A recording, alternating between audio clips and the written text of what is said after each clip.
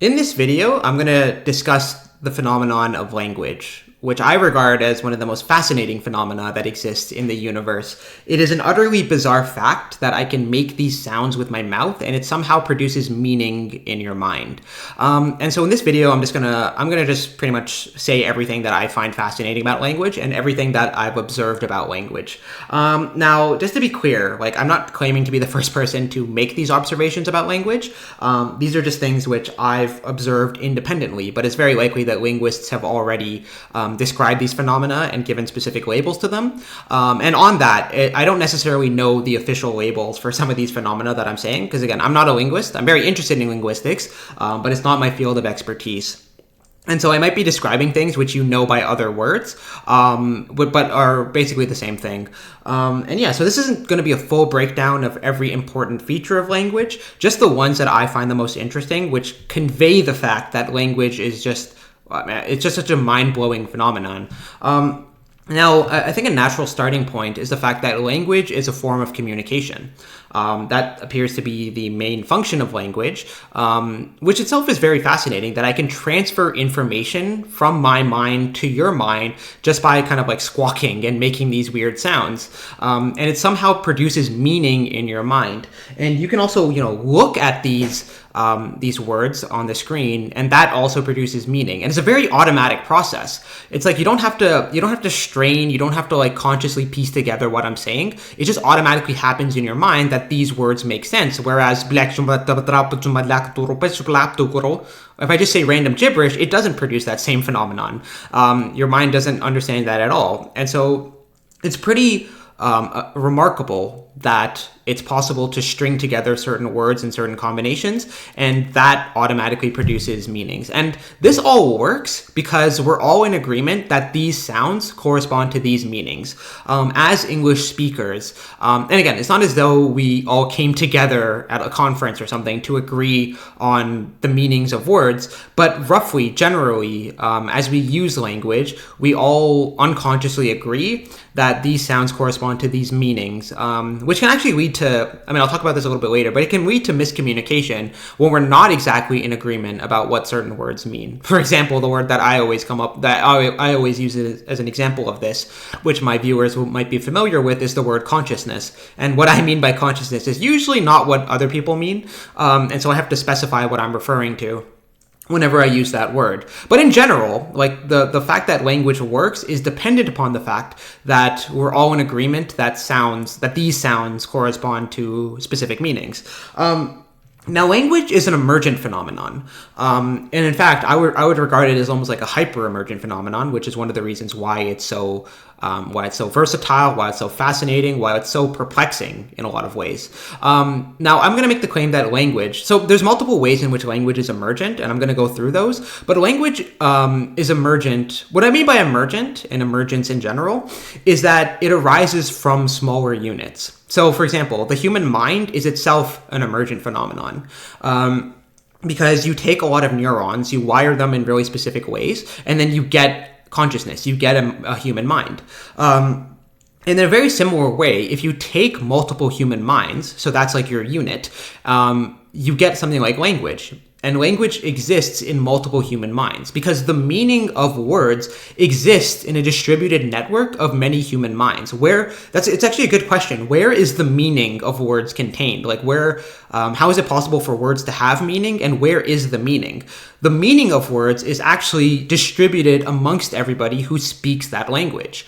And so this is what I mean when language exists in a distributed network of many human minds. It emerges from multiple human minds the same way a single mind emerges from multiple neurons. And so that shows that this is one of the ways in which language is this emergent phenomenon, that it depends upon multiple human minds, and the fact that it's you might think of a counterexample as a constructed language, where hypothetically a single person who makes a language, that language exists in their mind, and so it doesn't exist in multiple minds. But that's a very specific example that isn't really how language exists in the natural world. In the natural world, a language can only exist amongst people. And you can make up your own language if you want and just, change the meaning of words if you want. But like, it's not existing in the same way that like language colloquially exists amongst many people. And so that itself is very fascinating, that like you need a lot of human minds cooperating and working together and sharing the meaning of words in order for a language to exist and in order for a language to make sense. So that's one example of language being an emergent phenomenon that exists between collections of people rather than existing solely within a single individual. Now, another fact about language is that language is arbitrary. So what does that mean? I think this is something that a lot of people observe about language when they start thinking about it more. But basically, it means the fact that these sounds, there's no inherent connection between these sounds and the meanings to which they correspond. You can swap different sounds, and it shouldn't really cause anything to be different as long as we all agree. This is pretty obvious from the fact. Well, actually, let me say that there might be some examples to this. Like, for example, the word dog. Like, there's no inherent connection between the sound dog and the animal to which it's referring. But the word bark, to refer to like a dog barking, that does make a bit more sense and is less arbitrary because the word bark, like, it sounds like a dog barking. And so that's like a different kind of example. But overall, language is arbitrary, and you can just swap words around or change words and modify them. And as long as we all agree that these modifications have taken place, there shouldn't be anything different. This is also very apparent from the fact that different languages can use entirely different sounds and structures. I'll focus on the sounds first, but because every language can convey the same ideas as any other language, but it just uses completely different sounds to refer to those specific words. And again, there's no trouble here. Like, everybody who speaks that language knows exactly what everybody else is talking about when they use those words. And so the fact that different languages exist, which itself is a very fascinating fact, that there are so many different languages, that there's an immense amount of linguistic diversity in the world, and so many different ways in which language can be structured, a huge number of ways. And as long as everybody in the language knows the official way to structure sentences and structure grammar, everything works out fine. Now, I'll show an example of this. So, for example, in English, the sentence structure, the basic sentence structure would be like a green car. And then in French, they would actually say a car green, une voiture verte. And so it's interesting when people first learn a new language. Let's just say they only know one language or they only have one native language.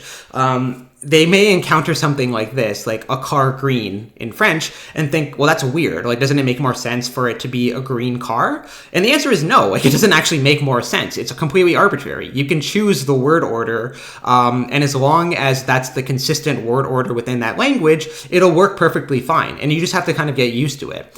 And so a lot of people, when they learn a new language, they think to themselves, like, doesn't it make more sense for it to be the way that my language does it? And really, that's just a kind of bias from the fact that this is your native language and that you're very used to this way of structuring sentences. And so it's very confusing when you encounter a different way of structuring sentences.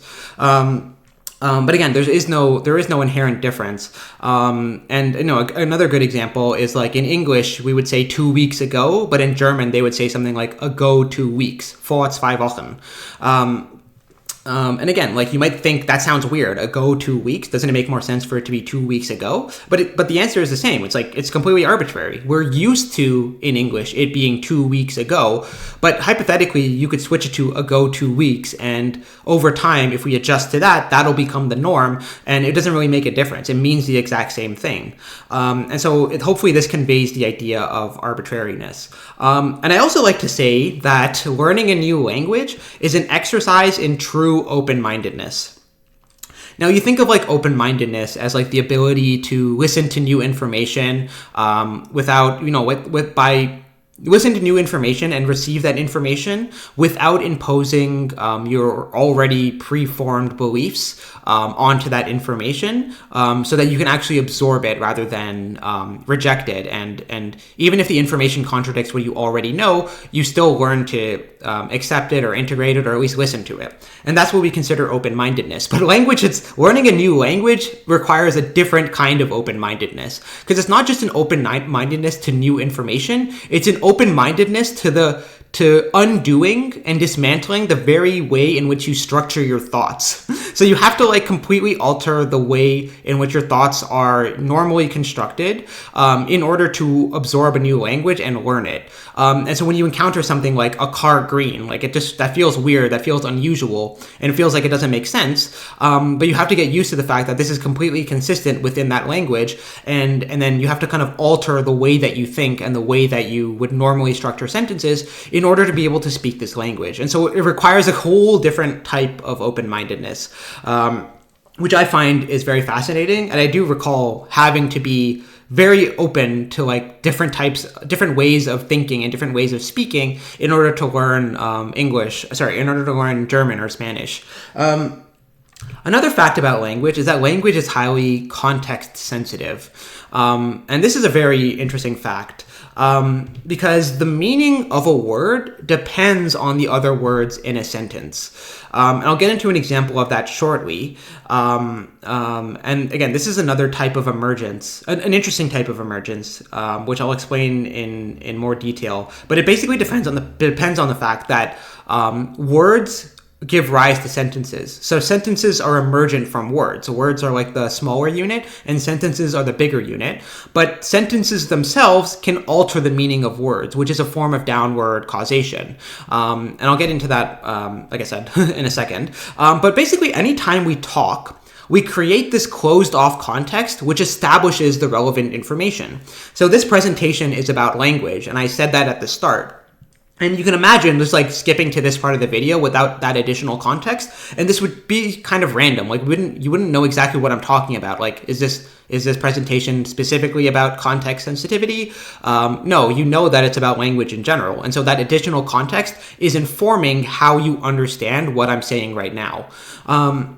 Now let's get into the emergence of this. So a great example of what I said earlier, the fact that sentences themselves can alter the meaning of words, is great. What I was saying, a great example of that is the word "it." Like, what does the word "it" mean? Well, it doesn't mean anything by itself. So if I just say it was able to capture a frog, it's like, what am I talking about? But if I said earlier, the cat was searching for food, it was able to capture a frog, the word it now suddenly has a different meaning. It's referring to the cat, right? So the word it depends on what was said earlier in the sentence. And so its meaning is actually being altered by the sentence itself. Which is exactly what I talked about with the downward causation. And there's a lot of examples of this in English. And just to let you guys know, I'm going to be using English mostly as the main example. I am really interested in a lot of different languages. And maybe in the future, I'll make a video just like going through different languages and like the different features that different languages have, because that itself is really mind-blowing and fascinating to realize that there are things in other languages that don't exist in English. There are words, there are concepts, there are additional markers of information, which we just don't have in English. And so maybe in the future I'll get to that, but just to keep things simple, I'll be using like more familiar languages like French and English to make these points. But a good example is the word get in English. So here's the word get being used in two different sentences. I get a discount. So in that sentence, get means like receive or take. Whereas in the second sentence, I get what you mean, the word get means more like understanding, right? So the word get, its meaning is really dependent on what's being said afterwards, which is interesting. The sentence itself and the structure of the sentence and the role that the word get is playing in the sentence is altering what the meaning of the word get is. And that's a form of downward or even like retroactive causation. The word takes, like it takes whatever it wants, taking in like the normal sense of like grabbing and receiving. Whereas it takes effort means more like it requires effort. Effort is necessitated here. So again, the exact same word, but a completely different meaning based on the words that come after it. The word used is a great example as well. I use the system means like I utilize the system. I am used to the system means that like I'm adjusted to the system. I'm familiar with the system. And so the word used itself is very different depending on the sentence and what happens later. Now let me get into an emergence diagram. So sentences arise from words. There's an emergent relationship between a sentence and a words because, let me show the other part of this emergence diagram. So yeah, sentences arise from words. You need to put multiple words together in order to get a sentence. But then the sentence has this downward causal effect on the meaning of the words, as you can see in all of these examples. And so this is a really clear and unambiguous example of downward causation, where the thing at the bigger size scale, so the sentence is the bigger thing, is retroactively changing something about the smaller units. And so the words themselves have different meanings because the sentence is structured differently and has different words. And so this is an example where like of downward causation, because the thing which has arisen from smaller units is retroactively altering those smaller units. If you don't know what I'm talking about, or if you want some more context, I'll refer you to an earlier lecture I made about the concept of emergence, which itself is really interesting. But this is kind of a simplified explanation and a very clear example of downward causation. Because in the past, like we were trying to debate whether downward causation was a real thing. Well, you can tell from language and from sentence structure, it very much is a real thing. And so this is another example of emergence. And again, sentence syntax also determines the role each word plays in the overall meaning.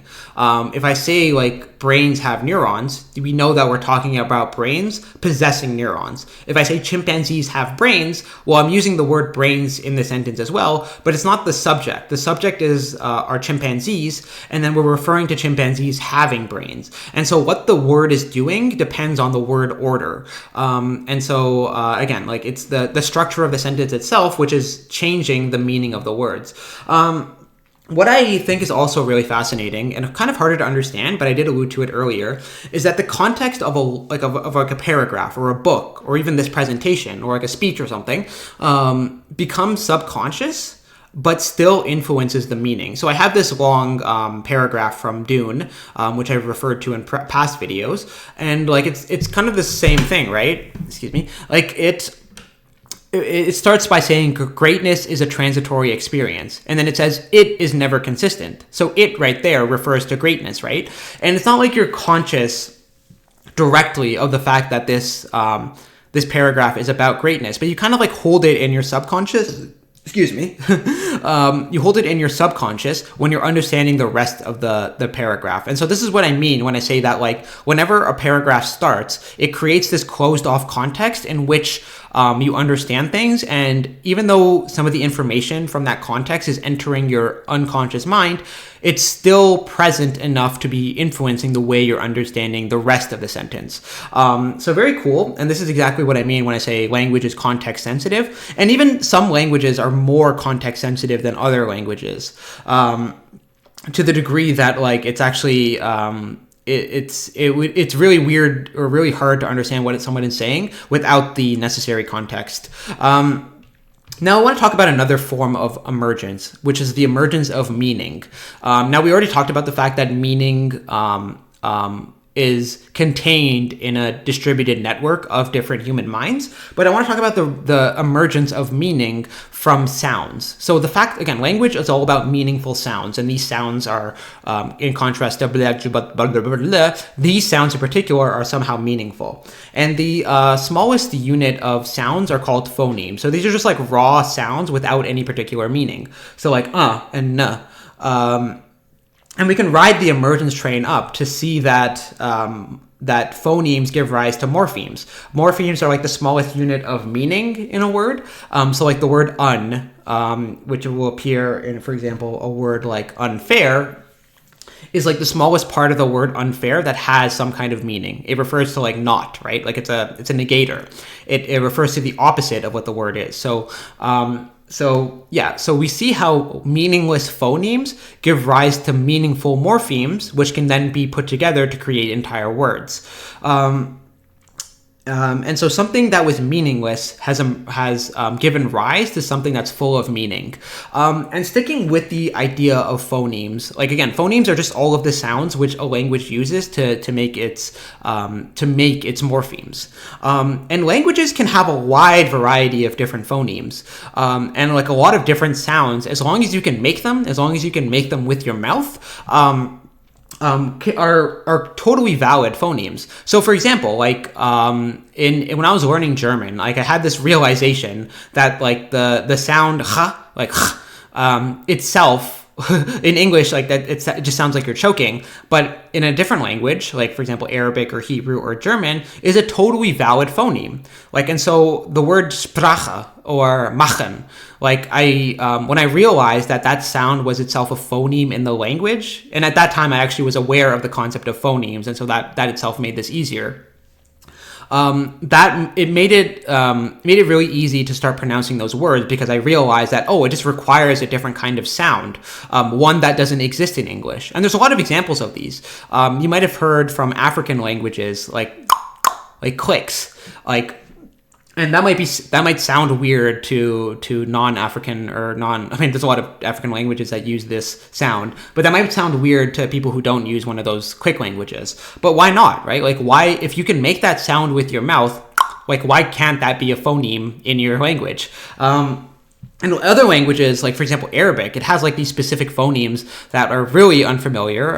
It's like something like I think it's like a cross, or like somewhere between an R and an L, and a whole bunch of other phonemes that just don't exist in English, and are actually really hard to pronounce unless you learn these things from birth. And also English has many phonemes that are rather uncommon amongst other languages. So for example, that sound, which you hear in the word that or thin, is actually a very uncommon phoneme outside of Europe.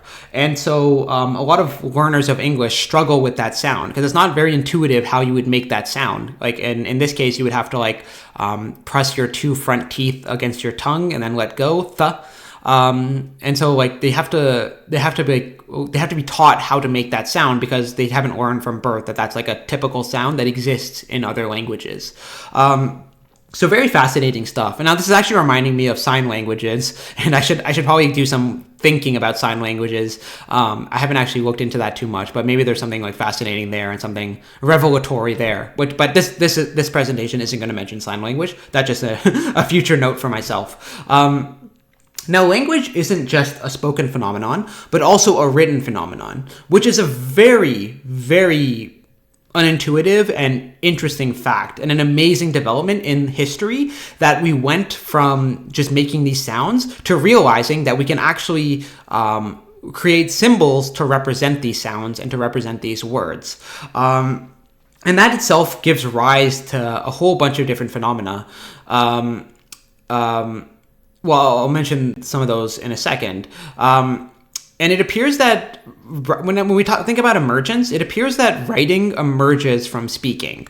The relationship is not exactly clear there, but it's obvious enough that speaking comes first and then writing comes second, because a lot of people, for example, in the developing world, are illiterate. And so they can speak fine. You can pick that up pretty easily, but writing is something which you have to be specifically taught, which demonstrates that ontologically speaking comes first, and then writing comes afterwards. But writing has its own curiosities and fascinations and its own level of diversity, which just shows like there are so many different ways in which you can represent spoken language using writing, and it's very diverse, and there are a whole bunch of different writing systems. And I think the earliest writing system, I believe, is like a very basic logographic system. So this is these are Egyptian hieroglyphs, and basically the idea here is that you take a word and then you create a symbol, and then that symbol represents that word, and so every single word has its own symbol. Roughly. Again, you can have other markings and stuff to convey more specific meaning, but roughly that's how it goes.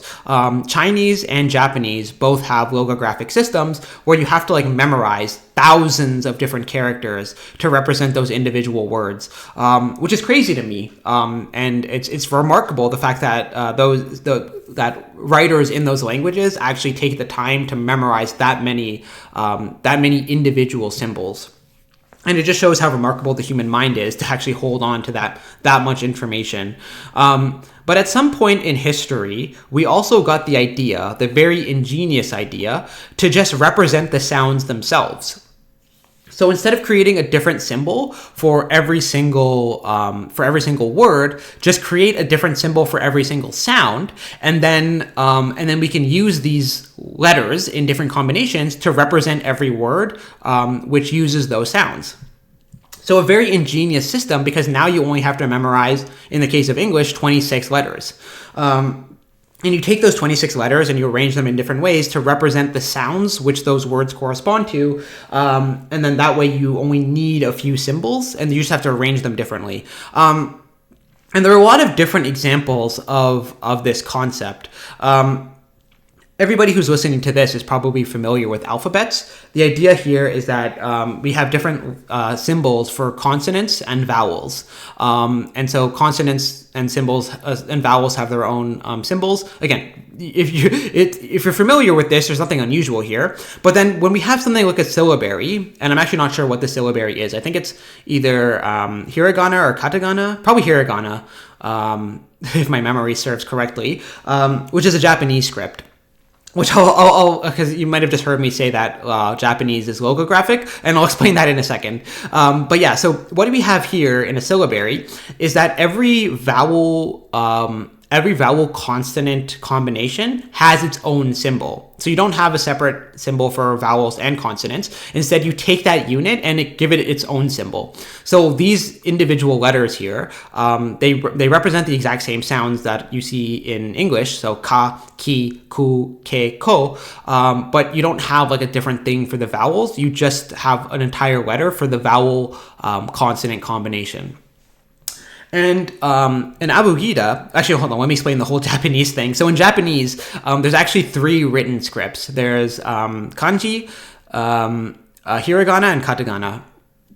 And hiragana and katakana, I believe, are both syllabaries, and then kanji is logograph. So you need to memorize thousands of those symbols, but then you also need to learn these syllabaries because you need to use all 3 of them in written Japanese, which is just crazy to me. It's like one of the most complex writing systems.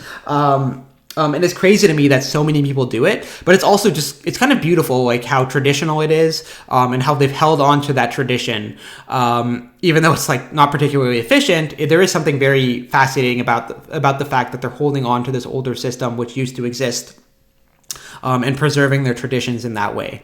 Anyways, an Abugida is a bit different. This Abugida is actually Tamil, which is my parents' native language, which I speak a little bit of.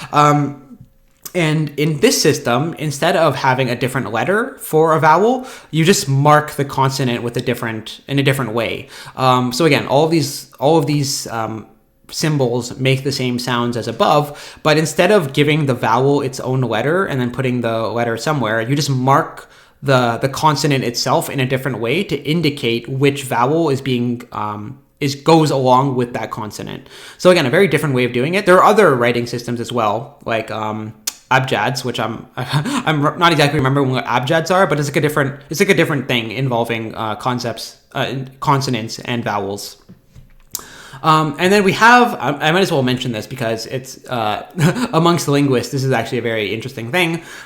We have the Korean writing system, which is Hangul, and the idea here is that instead of representing the sounds that you make in the language, how about you just represent the way your mouth moves when making that sound? And so each of these symbols indicates what you need to be doing with your mouth in order to make these sounds. And it's said that the Korean writing system is actually really easy to learn for this reason, because you just look at the symbols and then you shape your mouth accordingly, and then you can just pronounce each thing. So that's a very fascinating writing system, a very efficient writing system, and one that gets a lot of praise for being so simple and so easy to use. But yeah, you can see that writing itself is very diverse. And again, it's not the languages themselves that we're talking about; it's just the systems that are used to write the languages. And so there's just multiple things going on, which just makes this so fascinating. Another fact about writing is the fact that when we read written text, we do so holistically. So I mentioned earlier that in English, we represent every particular sound and then spell things out. Well, that's only true when we're first learning words. When you're first learning to read, it makes sense to like look at the letters in a word and try to sound it out. But over time, as you get more and more adjusted to words, it's almost like we start to read them logographically. Like we just recognize the word itself and say it automatically. We don't like spell out every single letter. We just say the word based on recognition. And so we learn how to read holistically. This wall of text right here is a great example of this. Funny enough, it says according to research at Cambridge University, but there is no research at Cambridge University that looked at this, at least not at the time that this thing was made. This was just a meme, but it still demonstrates a very interesting point that you can kind of rearrange the letters and the word order a little bit, and you can still understand what's being said here. Because again, you're reading it holistically. Like you're not reading every single letter. Like you kind of recognize the whole thing, which makes it easy to read. But again, that's only true to a certain extent, and only true when you're familiar with the language, with the written language. Because right here at the bottom, we have this sentence, which follows all of the rules of word construction in English, Prashpur, Taramakian, whatever. And so you can read it, but you don't recognize it. And so the only way you can read it is by sounding it out, right? You don't recognize what these words are, so you can't just automatically assign meaning to them. The only way you can read this is if you sound out the individual letters. And so we kind of can rely on reading sounds, but then we also default to reading holistically and recognizing words almost as though they are logographic, which is fascinating. And I think more work needs to be done to kind of discern what we do exactly when we're reading. But just pay attention to that fact, because that itself is very fascinating. Now, writing leads to new phenomena. There are many consequences of the fact that we can represent what we say using symbols. So we can preserve our spoken words. And like when people learned how to do this, now we have records of the past. We can read ancient Egyptian hieroglyphs and know what they have, what they mean. And so we can see the words and see the thoughts of people way back in the past. We can also communicate over great distances or great times. We can send letters to each other, like back in the day. Like I'm thinking like way back in the day before there was email, before there was the internet, before there was radio communication. We could like write down letters and send them to people to communicate with people who aren't even present in front of us. And so that's fascinating. And that's like a really dramatic development in the ability to communicate, that you can communicate with somebody who isn't even there. Another fascinating thing is that the spelling of a word can change its pronunciation. So if a word for whatever reason has a particular spelling, it's possible that over time the spelling will change the way the word is pronounced. So the word herb, the word herb and the word hotel used to be pronounced herb and hotel. Now, herb I'm familiar with, like I've heard people say herb, but hotel or hotel, I've never heard that before. But apparently the word hotel was pronounced hotel in the past, but now we've changed it because for whatever reason it was spelt with an H, and and so now we say hotel. But the opposite can happen, that a word can be spelt a certain way and pronounced a certain way, but for some reason we start to pronounce it differently, even though the spelling stays the same. So the word knife and night used to be pronounced knife and knight, which is, you might not have known that, but that's actually the case, and that's why there's a K in front of both of these words. But for some reason these days, we say knife and night. And so the spelling has stayed the same, but the pronunciation is different. And there's a lot of examples of this in English, which is why English is really hard to spell, and why a lot of English learners complain that like the spelling doesn't make sense. There are so many examples of, like, for example, the word though and like the word thought. It's like, why is a GH in there? Like, what is that doing? And so a lot of learners of English complain that that like the spelling doesn't make sense, which is true. The spelling doesn't make sense. But there are languages that have it even worse. So, for example, this is Thai, or at least I believe it's Thai. If somebody knows or is familiar with Thai, I just grabbed this image from Google Images. But basically, Thai is a very extreme case of historical spelling. So, of what we just kind of referred to. Because the written language hasn't changed in like thousands of years, but the spoken language has changed. And so you'll get words that, if you sound them out, sound completely different to how they're actually pronounced in the modern day. And this is really fascinating.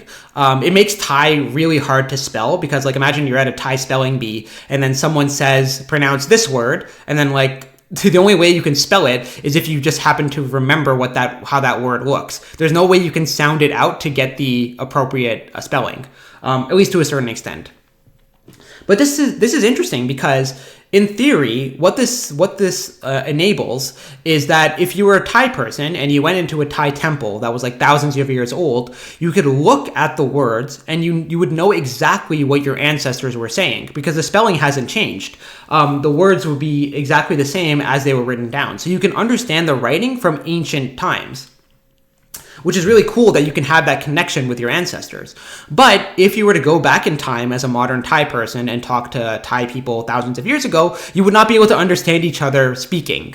Like, you would be saying completely different things, even though your written language is exactly the same. And so you could write things down and communicate that way, but speaking wouldn't work, which is just so cool and so interesting. At the opposite end of the spectrum, we have languages such as German, which have recently undergone spelling reforms. And so over time, the German language stopped corresponding to the way German was spelt. And so they decided to have a spelling reform and to change the spelling of a lot of different words to bring the spelling of words back into alignment with the pronunciation. Now, again, as somebody who learned German, I recognize this right away, and I realize that it's actually way easier to spell in German than it is in English. German spelling makes perfect sense, and even like if I don't know a word, I can still sound it out and pronounce it pretty much perfectly. Because everything is spelt exactly as it's pronounced. And so that was really cool to find out about German and to like notice the difference between German and English when it comes to pronouncing words, and how much easier it was in German. So yeah, that's cool. Now, another fact about language is the fact that language changes over time. Old English sounds like nothing compared to modern English. And Middle English sounds kind of like in between modern English and Old English. And this is a natural... I mean, it's interesting the fact that language change over time. That languages change over time. It's almost like languages are subject to their own process of evolution. The meaning of words changes. Like, for example, the word literally used to mean literally. Now it means figuratively. And a lot of words, for example, the word awesome. The word awesome now means like good, but in the past it used to mean like bad, like terrifying, something that filled you with awe, but awe in like a terrified sense. And so yeah, meanings change all the time because, and again, like just reflect on like how that even happens. It's just like somebody at some point makes the choice to use a word slightly differently, and it kind of like catches on like a parasite or like a virus, that people just start to use it in that sense. And it spreads that way. And like, this is how different pronunciations change. This is how different accents change. And words can enter your vocabulary if you learn them. I'm trying to think like what words have recently entered my vocabulary. I mean, the word yap has entered my vocabulary. The word, I just thought of it for a second, but the word vibe. Like, I mean, obviously that word has always been in my vocabulary or early on, but now I'm using it differently. Because it's actually a very useful word to use in the context of therapy. But yeah, so words can enter your vocabulary. They can change meaning, but words can also leave your vocabulary. I remember like a friend of mine pointed this out, and then it kind of blew my mind to realize that like even if words leave your vocabulary, you'll never notice because you don't have the word to remember the word that left your vocabulary. But it happens all the time. There are probably lots of words that you today are not using, which you used in the past. maybe like context specific words. Like if you worked at a specific place that used a certain workplace vocabulary, you're not using those words anymore. And so they've left your vocabulary. And again, it's hard to notice when something leaves your vocabulary, and like until you see that word again. I think this happened to me recently where I saw a word and I was like, I used to be using that word a lot more. Now, another interesting fact is that languages change when speakers of the same language become isolated from each other. So let's take the example of Australia. Australia is an English country. They speak English, but their English, first of all, they speak it in a different accent, and they also have a whole bunch of different vocabulary which isn't common in Canada or the UK or the US. Like, do you recognize, unless you're Australian, you probably don't know what any of these mean, and yet they're pretty common in parlance amongst Australians. And so the isolation, the fact that these speakers of this language all exist in this one place and they're not being influenced by external sources. Like if all English speakers lived in the same place and regularly communicated with each other, then the language would stay the same overall. But when they get isolated from each other and then you create these pockets where they're not communicating with other speakers of the language starts to drift over time and new words get made up, as well as like new ways of speaking. Like, I'm very fascinated by accents and how accents form. I try to make a skill out of like imitating different accents, but again, it's really hard for people to like talk in a different accent, and the reason being, is that an accent is really just a different way of shaping your mouth when you talk. And so over time, like again, it's very similar to what we were saying before. Like somebody decides to speak differently or just happens to speak differently, and that just kind of catches on. Maybe that person is like a particularly prominent person, and people are likely to imitate that person. And so overall, over time, the language just drifts, and the way you pronounce the words drifts, and then you end up with a lot of different people in different places just speaking differently, and having different accents. And so yeah, I find accents to be very fascinating. The fact that we can speak in different accents is just another level of how strange language is. And then language can also, like brand new languages can also emerge from a single language. The quintessential example of this is like the Indo-European languages, which have given rise to English, to Hindi, to Persian, to Russian. So like a whole bunch of languages that are completely mutually unintelligible have the same roots. They all started as one language, and like over time, through a process of isolation and people traveling to different places and creating communities that are closed off from other speakers, the languages have completely changed to be completely different and to have completely different features. Like when I think of English and compare it to Russian, like those are completely different languages in terms of the systems they use, and the way like they structure sentences. Those are completely different. And yet if you keep going down this or up this tree, you find that at some point they were the same language. Which is really interesting, how so many different languages exist and how they can have their own specific features that are completely different from other languages. And again, this will keep happening more and more as a language becomes isolated, as people become isolated, as contexts cause people to be isolated. So for example, like rich people and poor people, for example, in England, will speak very differently from each other. Rich people speaking in a posh way. And again, like they're not in different societies, although in a sense they are in different societies. They're just like kind of isolated from each other because of wealth differences, and that causes the languages themselves to drift. So that's really fascinating. It's also so again, like we classify languages, right? And we classify languages into different families. So like you see English and German are both Germanic languages. You see Spanish and French are both Italic Romance languages. But it's actually hard to tell when one language ends and when another begins, and like whether one language belongs to a certain family or not. Like a great example of this is the fact that like something like 20% of Japanese, I think maybe 10%, is actually English. So does that mean Japanese is a Germanic language? Well, not really, right? But still, you can see like how the lines get blurred and how languages can influence each other, and how like a lot of words that we use actually come from other languages, and we get inspired by other languages and then add those words to our vocabulary. And so these things are mixing and matching, and like it's hard to actually distinguish different languages into different families and different categories.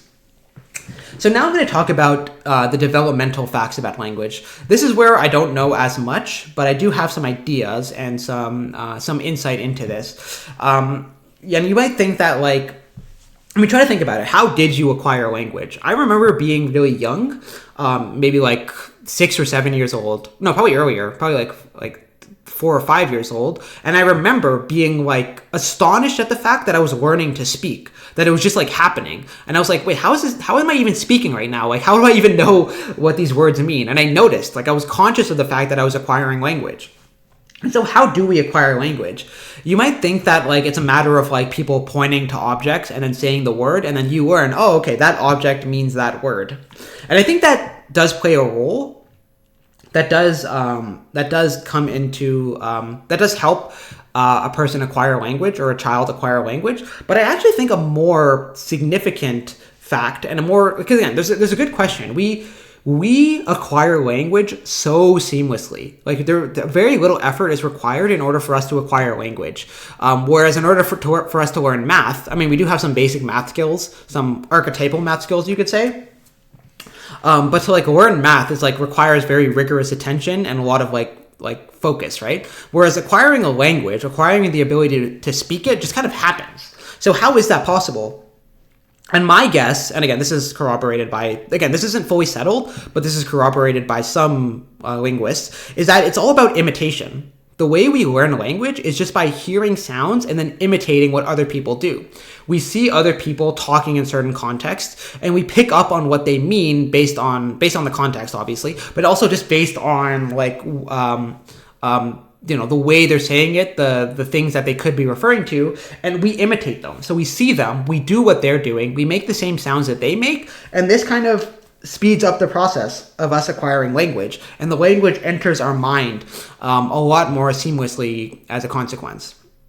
So that's what I think about acquiring language. And I've even noticed that when I was learning German, like, me imitating native German speakers was a really fast way to learn the language compared to any other method. Like, learning these things explicitly, like learning grammar rules and learning, like, like things like that, was interesting, but it was so explicit and it didn't feel very natural. Whereas, like, when I learned the language by listening to native speakers and just saying what they said in the way that they were saying it, that made things a lot faster, which is why I'm given to this, which is why I believe that this hypothesis about language acquisition coming from imitation makes a lot of sense.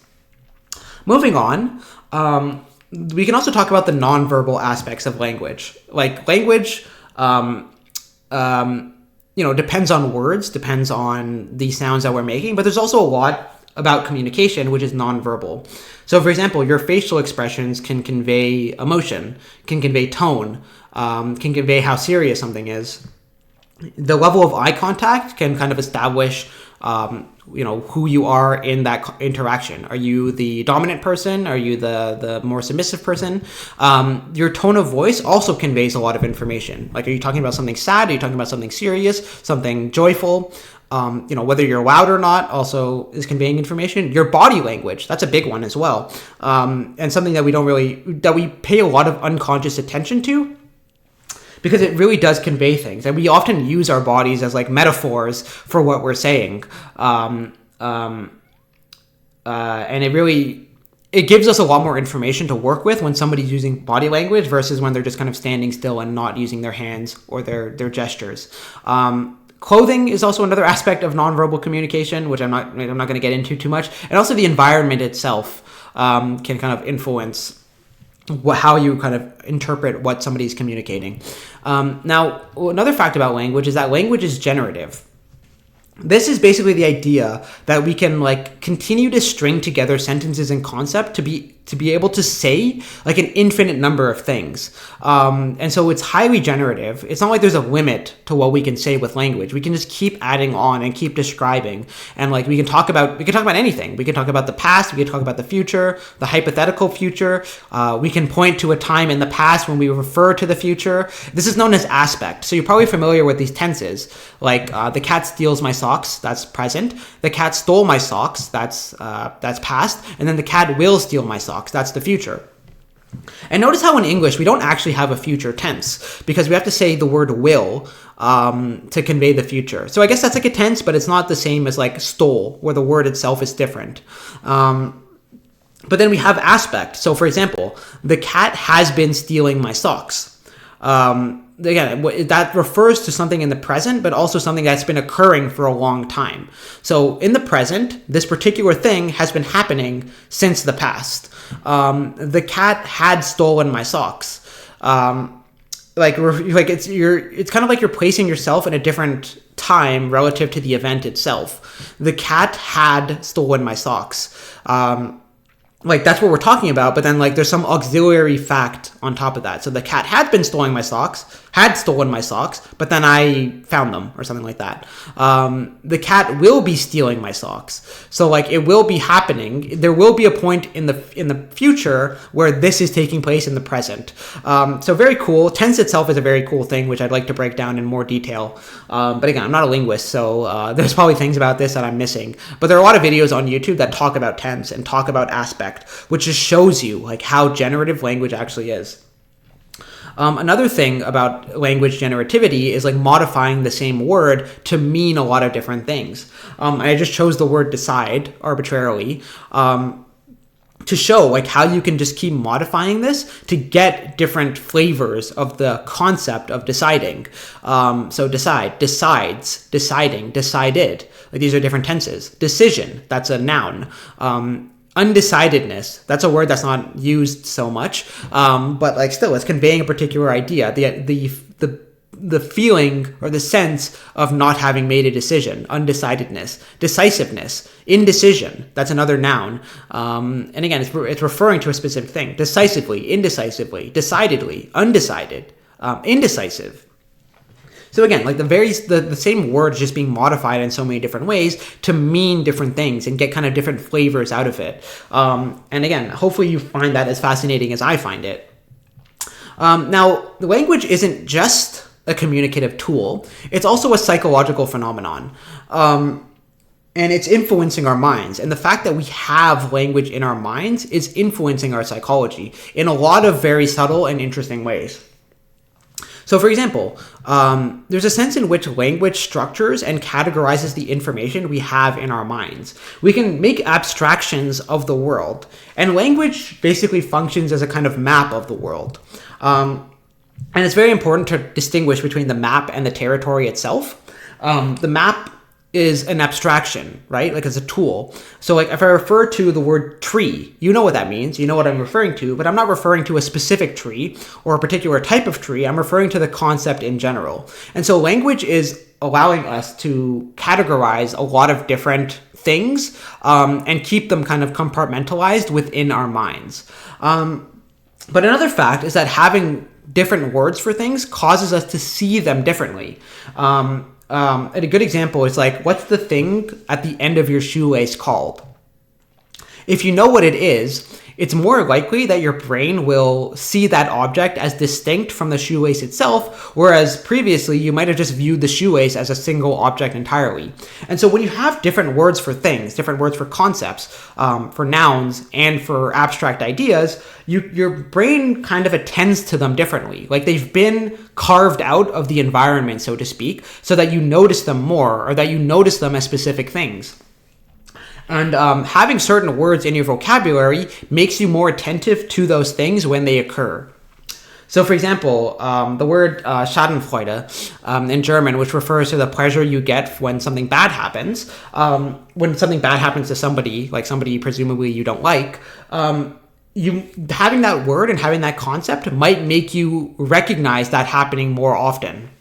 Whereas before it was just kind of a thing, and your brain's ability to recognize it was limited. Language also influences how we perceive the world. I'm going to get more into that in a second, into more detail about that shortly, especially when you think of some examples. But the world, it's language is in our minds, right? And so whenever we look at the world and I'm looking around my room right now, and I'm seeing a lot of different objects. I'm seeing my guitar. I'm seeing my sword. I have a sword in my room, and I'm recognizing these things automatically. Now imagine if you didn't have the words for those things, what would they look like? What does this environment look like to my dog?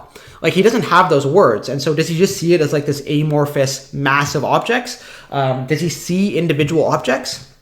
There's a good chance that he doesn't, because language itself, it creates these boundaries in the world, and it delineates the objects of the external world in order for us to see things as separate. And so it's not like it's changing our perceptions in that way, like that's literally altering the perceptions itself. It's more like it's altering our brain's ability to interpret those perceptions. And so it actually, like, whenever you encounter something you've never seen before, you might have this like reaction to it of like, what even is this? Like, and your brain might have this moment of confusion. But then once you know what it is, the next time you look at it, it's kind of just like a familiar object and you don't notice it as much. And so language allows us to simplify the world, in fact, and we don't have to actually engage with it in this very deep way, because we can kind of just engage with the abstraction of the world. So that's really interesting, how language kind of influences our perceptions. And there's some concrete examples of this, which I'll show you soon. But we often think in language. Now, there's a debate about whether we need language in order to think. You might think yes, you might think no. But it is a fact that language does structure our thoughts. And this is true even if you don't have an internal monologue. And yeah, that's true. Some people don't have an internal monologue. Some people don't hear an inner voice. But that doesn't change the fact that language still is involved in their thinking and can help make their thinking more explicit. And so it actually structures our thinking. It makes them more specific in the sense that, like, you can think like a really, really concrete idea rather than just like this amorphous idea which you sense and which you feel. Like, you can, the ability to think linearly comes from language, and to think logically, and to like kind of specify the relationship things have. So if I go back to that earlier example of like chimpanzees having brains, or brains having neurons, like we can kind of specify the role and think about the different role which objects play, and which allows us to think in a much more deepened way. And so again, language isn't necessarily necessary for thoughts. It's possible to have thoughts without language, especially if you think in images, but they do structure our thoughts in a very logocentric kind of way, which is very useful, but then also arguably very draining on our minds. And also language could potentially limit our ability to think, because think about it. Like, if you don't have the word for something, is it possible to think about that? Arguably, yes. Like, you can think about concepts that you don't have the word for, but having the word allows you to access that concept a lot more seamlessly. And so if you have more words in your vocabulary, you can arguably think in a much more complicated way. Now think about this. The fact that you think in language, if you have an internal monologue, it implies that you're not just speaking internally and talking internally. It also implies that you're listening. There's an argument to be made that like your internal monologue comes from your left hemisphere, and your right hemisphere listens to your internal monologue. So you're not just saying things in your mind, you're also listening to yourself, which itself is very fascinating and kind of cool that you're playing that dual role, like an internal communicator. In fact, some people suggest that language, and internal language, is one of the ways in which we transfer information from different hemispheres or from different parts of the brain, because again, language codifies information and makes it specific, and then also like it conveys very high level information compared to just like neurons speaking to each other. And so a very complicated directed message can be conveyed internally using language. Now, what I've always found fascinating is the fact that, like, what I've noticed from learning German is that German has a lot of very specific words with like which capture like really specific ideas. And I had this idea. This is one of the things I observed about language, that like there's something really cool about the fact that you can just take these really specific concepts and then give them words, and then now you can refer to those words a lot more seamlessly. Like, language is kind of codifying existence itself and like specifying existence, and then that allows our minds to be more attentive to those concepts. And so here's a list of very interesting English words which aren't always used commonly, But like once you have these words in your vocabulary, you might notice them more. For example, like ubiquitous. That's a word I've been using more frequently, which means like seeming to be everywhere at once. A sycophant, a person who acts overly submissive or flattering towards somebody important to gain advantage. Like you've probably observed that. You've observed somebody being like very flattering, but now you have a word for it. And so now you'll be more attentive to that fact. Pedantic, that's a really good one, because a lot of people are overly pedantic and concerned with like these minor details and like being obsessed with like the definitions of words. Jordan Peterson comes to mind. He's like hyper pedantic. And so it's like very useful to have that word in vocabulary to point it out and to recognize when somebody's being pedantic. When somebody's obfuscating something and like deliberately trying to make it unclear or difficult to understand. When something is pernicious, like again, it's harmful. You probably know the idea of something being harmful in a gradual way, but now you have a word for it. Circumspect, that's a really great one. Like somebody who's unwilling, when somebody's circumspect, they're unwilling to take risks and they're very cautious. Again, we probably know a lot of people that are unwilling to take risks, and that can be very limiting. And so just having the word itself and specifying the word draws our attention to this concept and allows us to think using those words. And so hopefully with these words in vocabulary, if you use them more and more, you might start to recognize these in the real world and you might start to think differently. And I think that's actually one of the best ways to I was going to say increase intelligence, but maybe more so increase your ability to think. Just having more words in your vocabulary can make you think on another level. Whereas if you have less words, it's kind of like you have to come up with those concepts from scratch. And again, words kind of codify all of these concepts. You can take very, very specific concepts, like a really specific thing, and then create a word for it. And then now you can just refer to that a lot more easily. So this is very interesting coding process happening with words, which I don't know if you even have the vocabulary to fully describe just how strange this is. But a quote comes to mind from Wittgenstein, Ludwig Wittgenstein, who wrote in his very famous book, I think it's Philosophical Investigations, or no, Logis Tracticus, whatever it is. Whereof one cannot speak, one must remain silent. And so is it possible that like if you don't have certain words in your vocabulary, that you can't think those concepts? Again, I would say no, it's possible to think those concepts, but like your ability to think them is a bit strained, and it's a bit harder to actually to think with using those concepts because you lack the words for them. And again, I mentioned that language, if you have an internal monologue, structures the way that you think, although not all people have an internal monologue. We can describe the relationship between things. We can describe what role individual things are playing. We can also negate things using language. So like contrasting two different things is a really common way in which we understand things. So if I say like this lecture about language is not from a linguist, but it is from somebody who's a language enthusiast, it's like I negated a certain idea in order to draw attention to a different idea. That I'm not a linguist, but I am fascinated by language. And again, words like not, like but, these negate concepts and kind of push them away so that new concepts and new ideas can come forth and be illuminated in a different way. And we do this all the time. It isn't hot, but it is cold.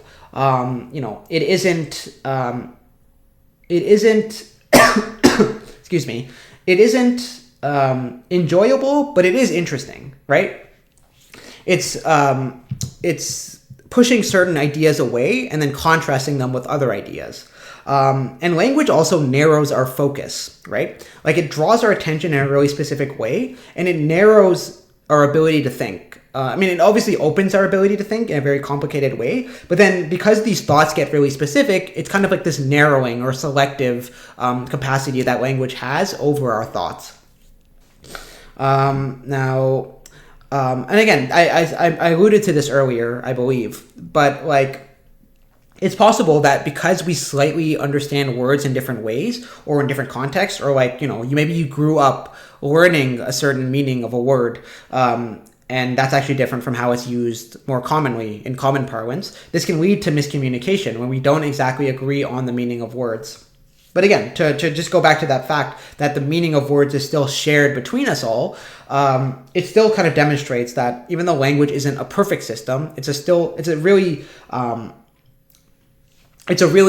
functional system regardless. And there's also redundancy in language. One of the cool things about language, which I forgot to make a slide for specifically, is redundancy. Is the fact that, again, like a good example of this is like for conjugation. So in languages other than English, like the verb changes based on what's going on. So for example, in in German, you would say they say wir sprechen and spricht. So wir sprechen means we speak, and spricht means he speaks. So even in English, actually, like we speak and he speaks. Like why is there an S after the speaks? When I say he. So that's a conjugation, right? And you might think that this is arbitrary, like there's no need for conjugation. It's kind of redundant because if you're saying he, you know what he's referring to. You don't need the speaks, you don't need the S in order to know that it's a person or one person speaking. But, so this is an example of redundancy. And the interesting thing about redundancy is that it actually makes the language more easy to understand. Redundancy is itself like kind of like an error correcting code. So if you misheard somebody and you don't know, like for example, if it said that it speaks, like you didn't hear the first part, but you can use the second part to infer that it must be one person speaking because the word speaks, S, is conjugated so that it's either he speaks or or she speaks, right? So you know it's like third person singular. And so that redundancy actually makes language easier to understand. And if you mishear like some part of a sentence, you still might be able to piece it together just by knowing some of the information. So that's really cool. And it shows that a lot of languages have this kind of like error correcting capacity within them, built into them. A lot of people complain about the redundancy of language, especially if they're linguists and they know about it, but it's actually a feature of language that makes language easier to use and easier to speak. And like, there are a lot of examples of this. Like if I slightly mispronounce certain words, like I've been stuttering throughout this presentation as well, and like kind of like, you know, saying the wrong thing, but you still probably get what I mean, right? Because like the redundancy of language makes it possible for you to understand what I'm saying, even if I make grammatical mistakes or pronounce things slightly incorrectly. So again, that's another cool thing about language, which I've noticed. Wish I made a slide for it though. So I was talking earlier about how language influences our perceptions. And really what's going on when language influences our perceptions is that language creates barriers in the external world and delineates objects from each other. So for example, I'm not very computer savvy, and if somebody were to open up my computer and I were to look at it, I would just see a bunch of things and I wouldn't know exactly what things are. But my buddies who are much more interested in computers and much better with computers, they will look at it and their minds will literally see it differently because they recognize what those specific things are, the hard drive, the graphics card, whatever, right? Like they'll see those specific things and know what they are. And so their minds, in a sense, are just viewing it differently because they have the words for those things, and having the word kind of carves up the environment or carves up their perceptions and causes things to be distinguished from their backgrounds or from their overall context. And that's what language does. It kind of removes things from their context. It abstracts things away from their context. Now, why am I showing you this slide? One of the most fascinating examples of this is color perception, and the fact that different languages have different color words, and this kind of reveals that like the barriers between colors and like the distinctions between colors are not as obvious as it seems. So for example, in Japanese, they have this word ao, I think, and it actually refers to what we in English call green and what we call blue. They all think of that as one color, but various shades of the same color. Isn't that interesting, right? Like in English, you don't typically think of green and blue as being the same color. And yet language kind of reveals that where we draw the barriers between colors is a little bit arbitrary. And like we make a choice to come up with new color words. For example, the word orange. The word orange didn't refer to the color originally, it referred to the fruit. And then it eventually became the word orange to refer to the color. And so before that, we didn't really view orange as its own color. We just kind of viewed it as like a specific shade of yellow or even a specific shade of red. And the same thing happens. So for example, like you can see that this dark blue and this light blue, they're obviously different colors, but they're shades of the same color, right? Well, in Russian, they would say Zinye and Guluboy, and Guluboy, I hope I'm pronouncing that in the Russian way. And basically, these two colors are as different from each other as green and blue are for English. Whereas in Japanese, all of these colors are shades of the same color. Like, isn't that really strange? That where we distinguish different colors depends on the words we use for those colors. And if we have more color words, our brains will start to see them as distinct colors and actually change our ability to recognize these colors. And so for Russian speakers, this dark blue and this light blue, they're as different from each other as blue and green are for English speakers. Like they're totally different colors. They're not shades of the same color. And their brain, it would be very confusing for them if you tried to convince them that they're both shades of the same color. And it's just as it's very confusing for a Japanese person to try and convince us that all four of these colors are shades of the same color.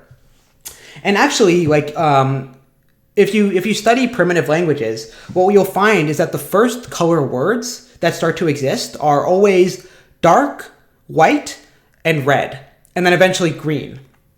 These are the first words that exist in their color in their languages. And so if you ask somebody who speaks Cree, I think, what color is the sky? They'll say white, right? And it's like, wait, no, but it's not white, but they don't have the word blue. And so for them, it is kind of like a shade of white. At least it's not dark, right? Like it's obviously not dark and it's obviously not red.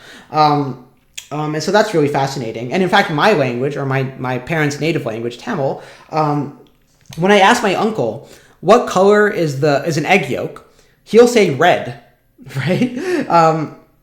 Because in his language, yellow is considered like a shade of red, like a shade of like a light shade of red, which is really weird because we don't think of that, right? You don't think of yellow as being a type of red, but in their language it is. And so that's what I mean when language kind of creates these barriers in the external world. And here's just like a map of different color terms for different languages. So you can see in this language, Himba, a recent study actually showed how fascinating this is. And I'll get to a picture which just shows this more. But basically, you can see like how different colors are classified. And in English, like these are the familiar ways in which we put different colors together: purple, blue, green. Yeah, makes sense. But then in this other language, like they group things very differently. You can see their word zuzu for black encompasses actually a whole bunch of different colors. And red includes purple, it includes pink, white includes a whole bunch of different colors. Yellow includes some shades of green as well. And so the interesting study that was done is, basically they asked people who spoke Himba or from the Himba tribe, if you look at the squares on the left first, which of these greens is different? For English speakers, it actually takes a while to recognize which green is different. If you look really closely, you can probably tell. I mean, obviously, the one that's circled is the one that's different. And so it actually takes Himba speakers really quickly to distinguish that, because if you go back here, you can see that they're light green, or they have a slightly different word for green, which corresponds to yellow. And so they actually see that as yellow, making it easier for them to distinguish that. Isn't that crazy? Whereas if you ask them to do the same thing for the colors on the right, it takes a longer time. Isn't that just so bonkers? It's, for English speakers, it's so obvious that that's a blue square and that's completely different. But for Himba speakers, it takes them a bit before they recognize that that's actually the different square, because all of these fall under the same color term, which for them is like blue. So yeah, and this is just a very clear example of the way in which a language influences our perceptions.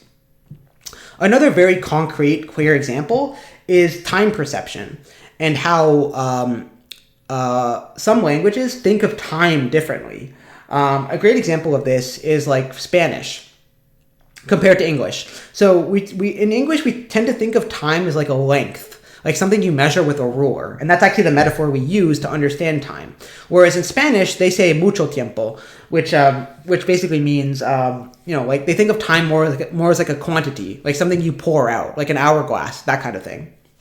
And so our ability to tell time using these metaphors is different. So if I asked a Spanish speaker to estimate the amount of time based on like a ruler moving, they would have a hard time with that, whereas English speakers would have an easier time with that.